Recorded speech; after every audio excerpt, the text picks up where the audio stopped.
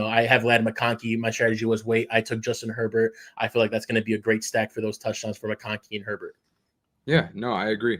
Obviously, I think when it comes to the early quarterback strategy, it's very enticing. But I think sometimes when you draft a guy in the second or third round, you are losing out on some very premium talent. And I know that we mentioned early in the as we started the episode that there's a lot of depth at the wide receiver position. 100%. But of course, if for example, take a guy like a Josh Allen in the second or third round of a fantasy football draft, you are potentially losing out on potential wide receiver one production from a guy who, maybe falls like a Ladd McConkey or a Tyreek Hill or players like that.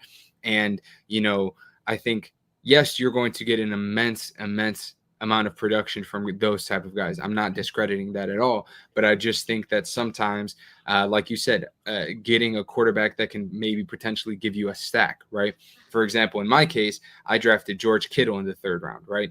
George Kittle, in my opinion, is going to, as long as he's healthy, he's a guy who will absolutely be a top 5 tight end in fantasy football, right? So I went and I waited up until the 10th round of my fantasy football draft to get a guy like Brock Purdy.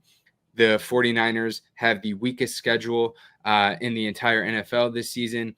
So when you pair that with the stack production from George Kittle and Brock Purdy,